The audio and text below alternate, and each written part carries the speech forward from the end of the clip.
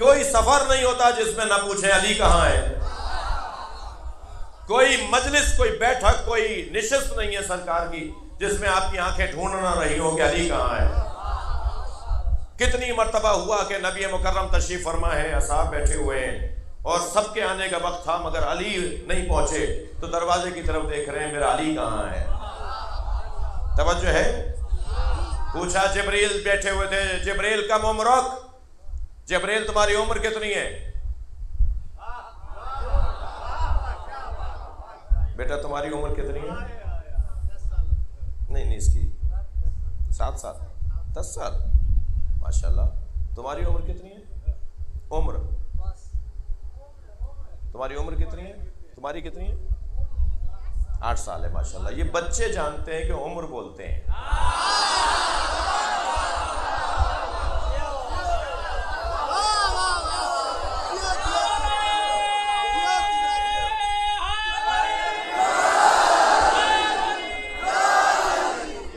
जो हमारे बच्चों से मुकाबला न कर पाए वो पूरी पाकिस्तान में एक जमात लिए फिर रहा है। सलवात पढ़े जरा मोहम्मद वाले।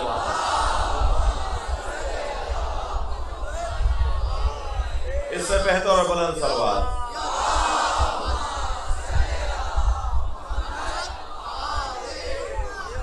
नबी की अंजुमन जब भी सजती थी, सरकार जब भी तशरीफ फरमा होते थे, वो अंजुमन बगैर अली के मुकम्मल नहीं है। हर बात में नबी की जिंदगी में अली। नबी की रहलत के बाद एक शख्स आया और कहा कि नबी की रहलत के बाद एक शख्स आया और कहा कि मुझे नबी ने कहा था जब मेरे गांव आए थे तो मुझे कहा था कि जब तुम मदीने आओगे तो मैं अपने हाथों से खजूरें खिलाऊंगा। अब मैं मदीने आया हूं मगर नबी नहीं है। तो हजरत अबू बकर ने फरमाया अली को बुलाओ। दौर हजरत अबू बकर गए ना, पहला दौर, नबी की रहलत के फौरन बात कर रहा हूँ। फरमाया अली को बुलाओ। मौला अली तशरीफ लाए। फरमाया अली से खजूरें खिलाएं। मौला अली ने उसे अपने हाथ से खजूरें खिलाई। सारा वाक़या बताया, मौला अली ने खजूरें खिलाई। एक सहाबी मोहतरम ने कहा कि अबू बकर ये काम तो आप भी कर सकते थे जी, आप अपने हाथ से खजूरें खिला देते। फरमान लगे जब मैं हिजरत की रात नबी के साथ गार में था तो सारी रात नबी ने या अल्लाह की बात की या अली की बात। और जो अली की बात नबी ने मुझसे की उसमें एक बात ये की कि इन्ना कफाई व कफा अलीयन सिवा। नबी ने फरमाया कि मेरा हाथ और अली का हाथ एक जैसा है। कभी ऐसा नहीं हुआ। और ये इश्क मौला अली का भी नबी के साथ ऐसे ही था।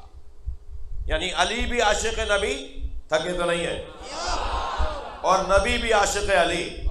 एक साहबी मोहतरम ने आकर कहा या रसूलल्लाह कोई राज की बात बताएं, कोई राज अता करें। हज़रत ने फरमाया हुजरे में चले जाओ। जब हुजरे में गए तो क्या देखा, सजदे में अली है और हालत सजदा में अली पढ़ रहे हैं अल्लाहुम्मा गफ़िर लिल खातिईना मिन शियती बिहक़ मोहम्मद। या अल्लाह मेरे गुनहगार शियों को मोहम्मद के सदक़े माफ कर दे। कहते हैं जब मैं बाहर निकला तो देखा कि अब नबी सजदे में।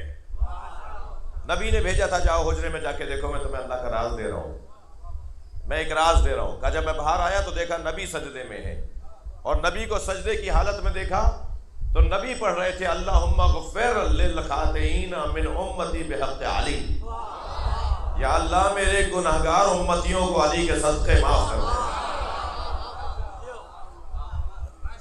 अली नबी से इश्क, नबी अली से इश्क। और इश्क का आलम यह है कि कभी फरमाते हैं मसलो अलीयिन कमसलिर रास मिनल जसद। अली की निस्बत मेरे साथ ऐसे है जैसे सर और जिस्म को होती है। अली मेरा सर है, मैं अली का जिस्म हूँ। तवज्जो कर ली। कभी फरमाते हैं अली और मैं इस उम्मत के दो बाप हैं। अना व अली अबवा हाज़िहिल उम्मा। मैं और अली इस उम्मत के दो बाप हैं। अजीब बात है, हदीस समझने की है, हदीस पे गौर करने की जरूरत है। दो बाप क्यों फरमाया सरकार ने? इस वजह से फरमाया कि जब तक बच्चा बालिग ना हो जाए बाप की जरूरत रहती है।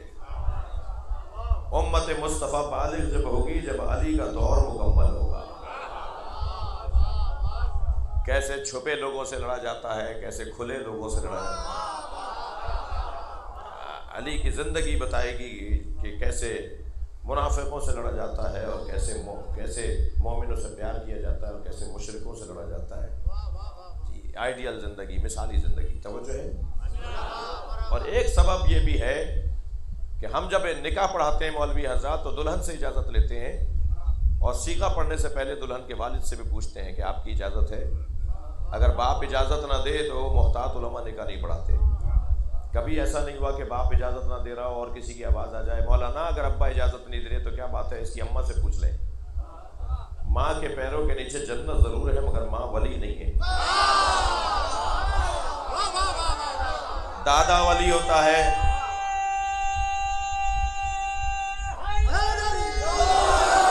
दादा वली होता है, बाप वली होता है, दादी नानी अम्मा वली नहीं है।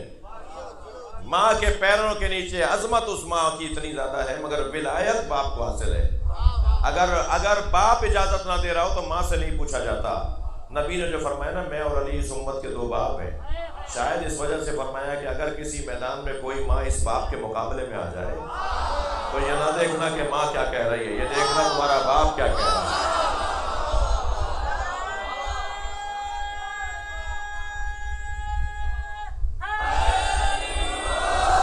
खबरदार, अहले सुन्नत के मुक़द्दसात की तौहीन करना हराम है। ये फ़ुक़हाए इमामिया का फतवा है, ये मराजे तक़लीद शिया का फतवा है, ये उलमाए शियाए पाकिस्तान का हुक्म है कि मुक़द्दसात अहले सुन्नत की तौहीन करना हराम है। अहले सुन्नत जिन्हें अपना मुक़द्दस मानते हैं उनकी तौहीन करना हराम है। मगर अज़ीज़ान गिरामी, अहले सुन्नत ही तय करेंगे कि मुक़द्दस उनके कौन है। वो तय करेंगे और हम उनकी तौहीन नहीं करेंगे, मगर तय वो करेंगे कौन मुक़द्दस है। सब बिल इत्तफाक तय कर लें, जिन शख्सियतों पर उनका इत्तफाक है उनकी तौहीन करना हराम है,